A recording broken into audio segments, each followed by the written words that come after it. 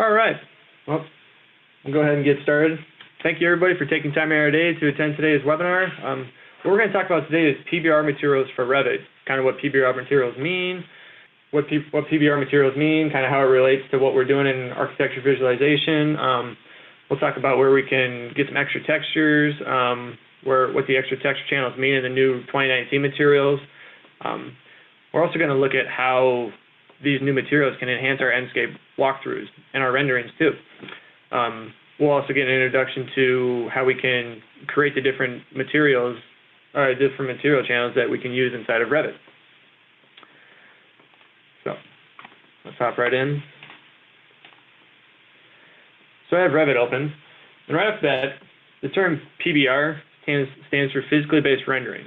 What that means is it's a method of shading used in the visual effects and game industry world to simulate how light interacts with surfaces. So we can get more predictable results when we're doing sun studies, changing the time of day, just get more predictable results from our textures in all different lighting scenarios. So we don't have to go and alter a texture for a different type of lighting scenario. We can just create one texture that we know is going to work across all the disciplines because it's physically correct. So again, these were made popular in the visual effects and game world. And now most recently, with the rise of visualization becoming more and more popular in the AEC world, Autodesk saw this and they created what we call physically accurate materials in Revit. So those of you that are on 2019 and above, notice that you have a yellow triangle in the bottom left-hand corner of your machine. Let's see Revit. I see a demo slide.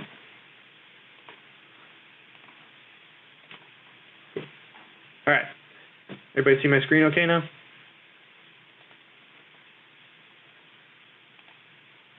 All right.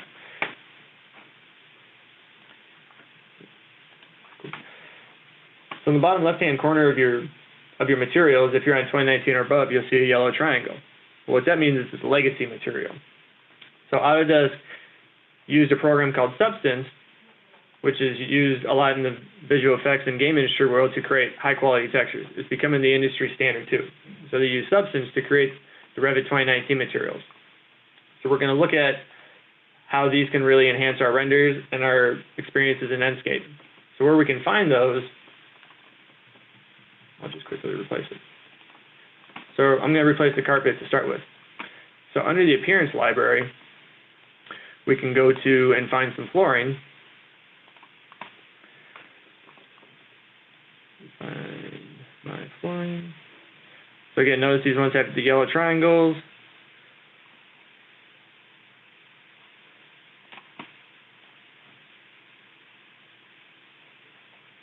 And then some of these don't. So if we were to double click on those, I'm just going to do a quick replace.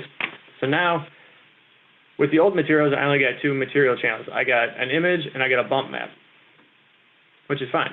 But we want to push our renders farther. So now utilizing a PBR system, I have 4 texture channels.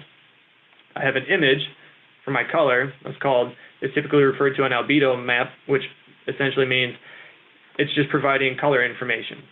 It's essentially, there's no shadows in the texture at all. It's not providing that. All it's doing is providing the color information. And then I have the option for a roughness map, which means all the microfacets in my material, which make up all the surface imperfections. That's where we can, because every material has a story to it.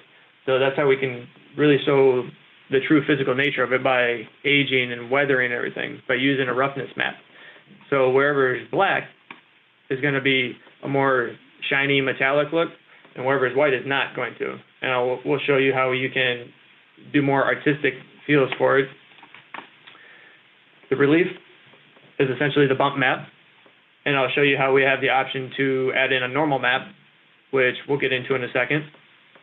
The bump map is essentially when you're looking straight down, it's going to look and appear like it's 3D. Unfortunately, Revit and Enscape won't respect a displacement map yet, essentially, so we're going to try and fake a 3D surface. Under the advanced highlight control, we have the option to add in a more specular highlight image. So now I can say I want all the white spots of my model to appear, to have that white reflectance. All the black is not going to be reflective at all. So I have Enscape pulled up.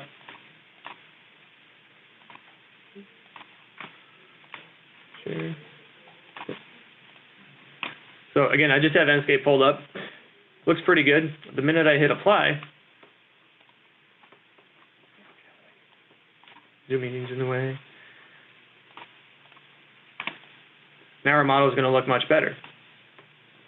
Starting to look a little bit more realistic, just by simply replacing with a new physically accurate material.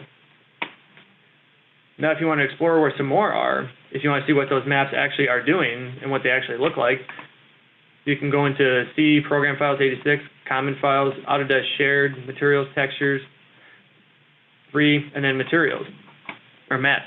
So now we can see we're starting to find some of the new ones. Again, I definitely encourage you guys, if you guys get a free minute, we're all busy, I understand, but if you guys get a free minute, definitely poke around and try and check out where to find some of these. So I'm just going to hit OK real quick, split screen this. So again, I'll go to Manage, go back to my material. So now we can see when I start changing the time of day, it's going to start respecting that texture a little bit more. Well, now we can change that. We can try and further enhance that, or we can kind of drill down what's exactly going to be happening. So we talked about the roughness map, where whatever's black is shiny and whatever's white is not.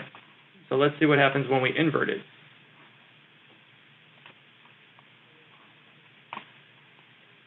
So now all my black spots of my model are going to be shiny.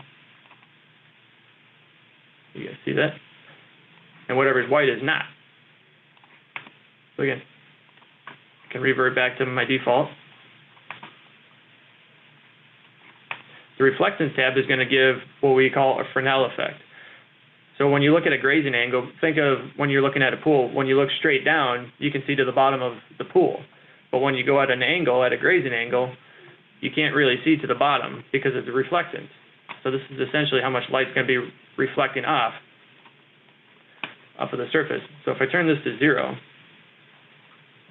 and apply, we're not really going to get much light reflecting at the desired grazing angle. If I go back to crank that up a little bit more. Now we're getting more light being reflected in. So we have a bunch of other materials that we can add in there too.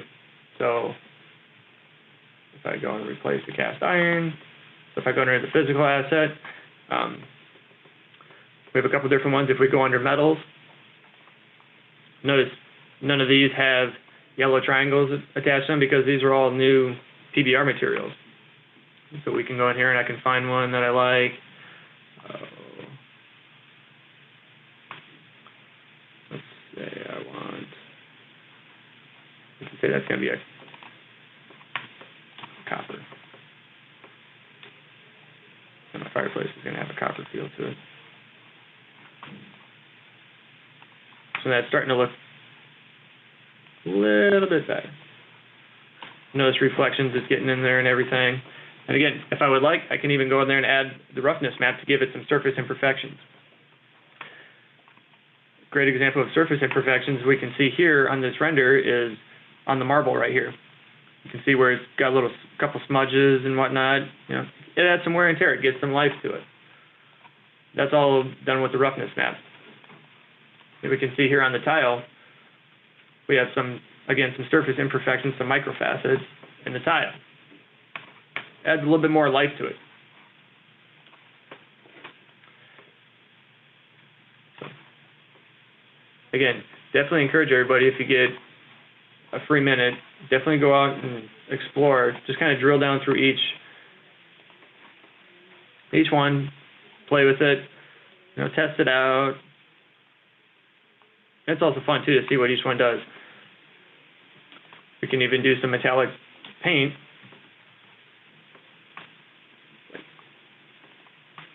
Again, and do note some of these that have the yellow triangles, they'll still look really good in Enscape.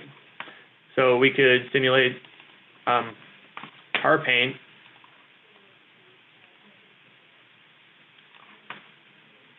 on flakes.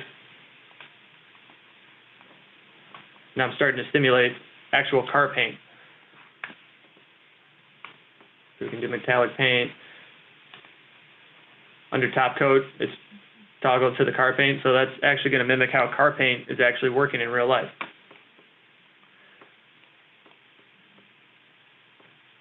Again, and these are all fully respected while we're in VR. So I'll toggle on Enscape's VR mode real quick.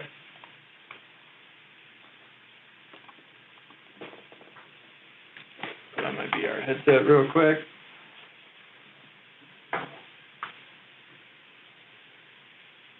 Again, now these materials are showing up in our VR model, thus adding more photorealistic effect to it.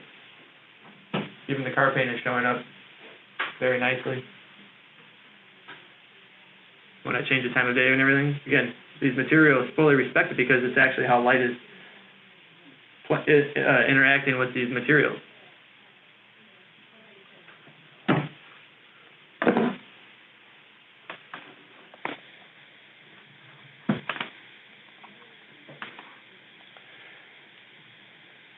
But what if I wanted to create my own? So there's a couple ways we could do that. We could go find our own online through a series of free websites or paid sites. Website I usually go to a lot to find some free textures, at least to start, is one called texturehaven.com. The gentleman goes out, takes all the photos, he creates these materials and pushes them out for free. So, again, so I download this brown planks one right here that I really like to use to manipulate a lot. So we can drag and drop those in.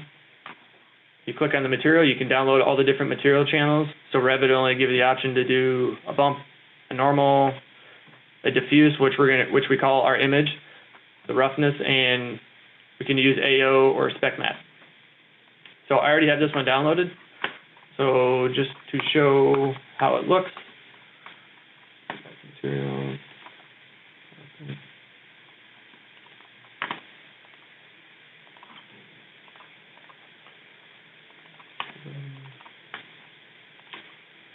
So I'm going to take my image, I'm going to plug it into my diffuse, I'm going to take my roughness, plug my roughness in, and instead of the bump map, I'm going to take the normal map and plug it into the normal map channel. We'll switch that in a sec. And for my image highlight, since I want to fake how ambient occlusion is going to be working throughout, I'm going to use my AO map in my advanced highlight. So what that's essentially going to do, it's going to say all the white spots are reflecting white and all the black is not going to be reflective. So what is a normal map?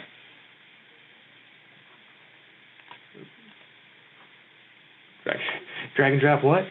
Yeah, love that feature. And it also works with Hive too. You can drag and drop from Hive, which is a CTC product, so you can have your content library all on Hive, and then you can drag and drop straight from Hive into Revit. Definitely reach out to me if you'd like a full demo on that some more.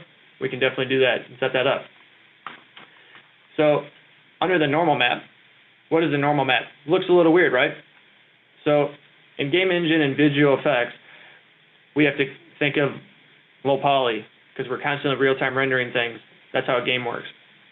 So we have to build stuff really low poly, but we also have to make it look photorealistic. So we can do that with a normal map. Think of it like an advanced bump map. So a normal map is an image that stores direction at each pixel. So think of, we're essentially we're in a real-time rendering engine, so it's in 3D space. So each pixel on that image has a normal ray shooting out from it in the red, green, and blue channels. So, and that's essentially an X, Y, and Z coordinate. So it's going to look more 3D from each angle that we look at it, instead of when we look at it straight down like a bump map, and then you go at an angle, it's not going to appear 3D. So if you go at an angle with a normal map, it's going to look more realistic. So under the bump map tab, you have to go under the advanced tab, and then you have to switch it from a height map to a normal map. If you do it the other way, I'll show you right here. We're going to break it real quick. It's not going to work. So if I switch it to a normal map, hit apply. Now it's going to appear a little bit more 3D-ish. It's going to give the illusion that it's actually a 3D geometry when in fact it's just a flat plane. So this is how we can start to add in some realism to our models by using these features. And we can also add some artistic appearance to it. So I can mix things up and have some fun with it if I want.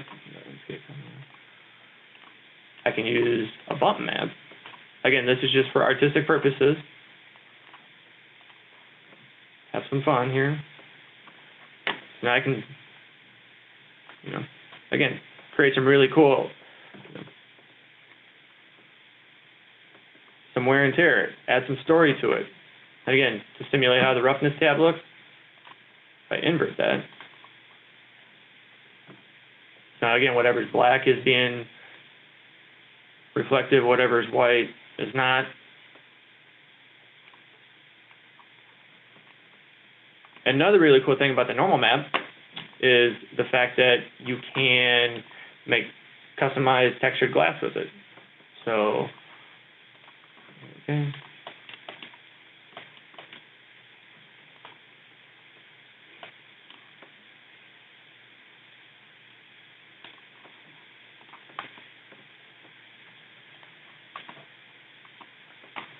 So we can use the frosted glass.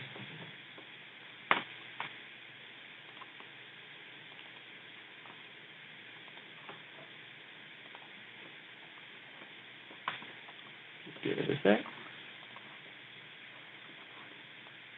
Zoom meeting. So now we can simulate frosted glass. Or what I can do, I can add a normal map in there for a texture. So under the Appearance tab, I have the option to add in a texture for that. Now I can click OK. I can go find a normal map if I want. I can do textures. So I can take my brown planks again and use those as a texture for my glass. Turn it up a little bit.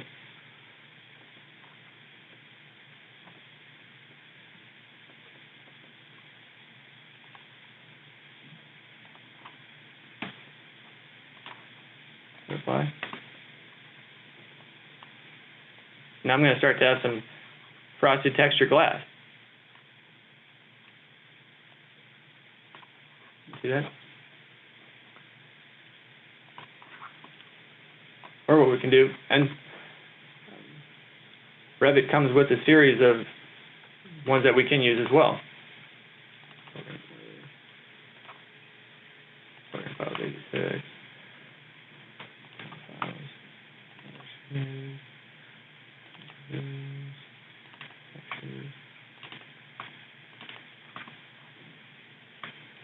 Now we can add in custom ones such as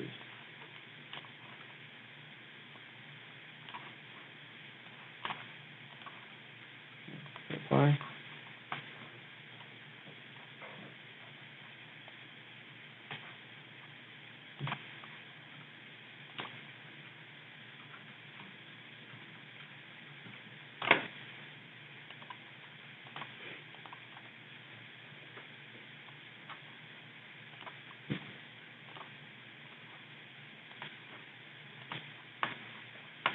There we go.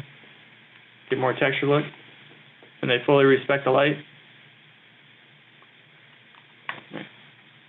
Now again, if I wanted to create my own textures, I can go out and take a picture of the photo if I want, or I can find reference images and create that way, and then use a program called Substance to create all the different material channels that would make up that material. And in Substance, you can create different variations. This is Substance Alchemist, so you drag in an image, and then you can create different variations of each different material. You can make it repeatable. You can fully customize it and create custom ones if you'd like to. Like they have a really cool paint feature, so now I can go in there and grunge up how the paint's going to look a little bit.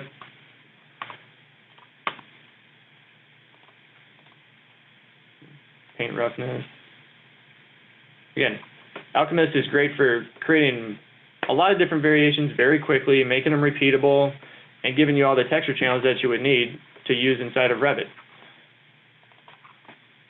You have the option to export all the different material channels too, and even more if you'd like. So here was all the different texture channels that I chose to kick out from Alchemist. Again, if you guys would like to go a little bit farther with Alchemist, please reach out to me and we can set up a demo to go further with it. Or definitely check out our Vimeo page that Substance actually did a full-on webinar about Alchemist for. So, don't want to take up too much more time from you guys, so we'll open up for questions if you guys have any.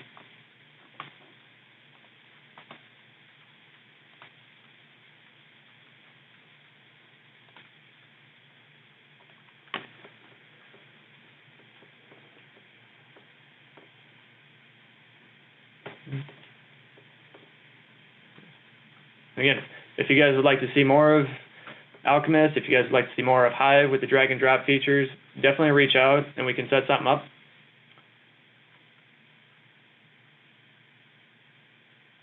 So Brooke has a question. How quick is Revit replacing their materials with PBR materials? It's something that's in the works. They're going to keep adding more and more into their library with each edition, from my understanding.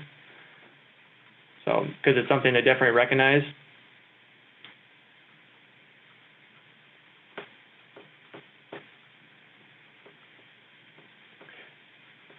So I didn't do the drag and drop from Hive. I just did it from Windows Firewall Explorer. But Hive works exactly how a Windows Firewall Explorer would, so it'd essentially be the same thing. But with Hive, I have the option to assign ratings. I have the ability to share that with my individual coworkers. It's a great content management tool for that, especially if you have a team of people that are working on visualization. You can upload all the textures and they can assign ratings, they can make comments, and then you can change it. Again, reach out and we can go more in depth with all this if you'd like to. Tom Dorner, reach out to me and I can get you in touch with our contact over at Substance, and she can get you more of a formal quote about it. Yep, again, 2020 has even more. They have more than 19. So again, they're just going to keep updating this even more and more now.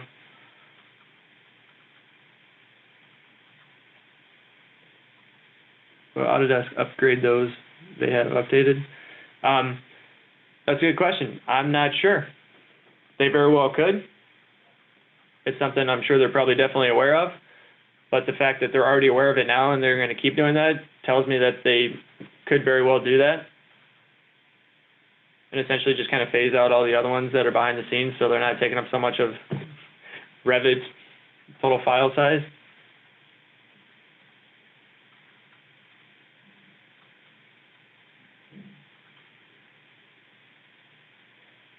Yes, absolutely. There is a bunch of free websites out there that we can go to and check out. Another one I go to a lot is 3dtextures.me. This guy creates all of his textures utilizing Substance. So you can offer to buy him a copy, and you can buy the 4K versions, because by default they come at 1024 by 1024. Or you have the option to get the SBSAR file, which is a Substance file, so you can bring that into Substance and you can further change what he's created. Or if you get a Substance subscription, Substance has a whole site called Substance Source, which they have all these high-quality materials created using Substance. So they have a whole architecture side. So again, you can click on any of these. You can download all the material maps. See, again, we can see all the different material channels that are going on here.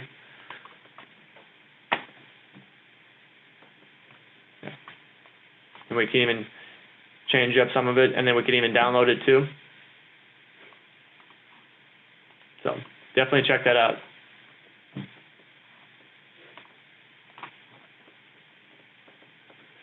No, they will not. Oh, they do? Yeah. 2019 Advanced Materials work in 17 and 18. Good call, Dan. Thanks for that.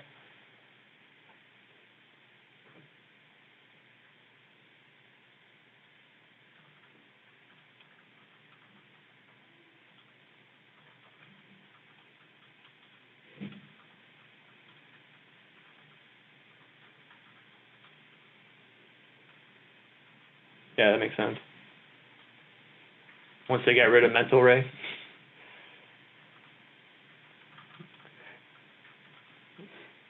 And again, all these work well with Autodesk default render in the cloud image too.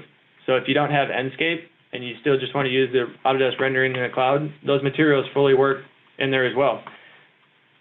Here's a quick render that I just swapped out for some of the new materials. And this rendered in about maybe 5 to 10 minutes. So just by swapping out a couple different materials, you can get an image like this, which is not too shabby looking, but so as long as we can start to see the power of these materials now and how they're breaking their way into the AEC industry. So if you would like a full-blown demo of Enscape, reach out to me and I can give you one personally. That's where we can talk about everything about Enscape. It's essentially a real-time rendering engine that ties to Revit. So whatever you're changing in Revit, it's going to update in Enscape, and then you can do much more with it too. And again, feel free to reach out to me. I'll put my email in the chat so people can have that. Again, definitely reach out to me and we can get something set up so we can do a more in-depth demo. And it's by far one of the easiest out there to get into VR and to have a great looking VR experience right away. And again, we saw how good it can even look with the addition of the physically based materials. Tom, yes, great question. So under the,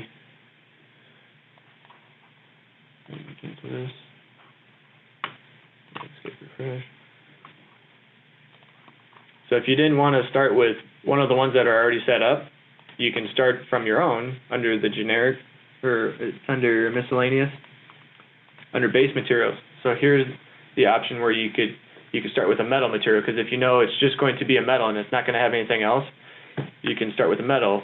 But if you want to start with something that's non-metal, then you can start with an opaque material, and they have a default setup for glass. Yes, we were recording this. It'll be up on our Vimeo and YouTube channel.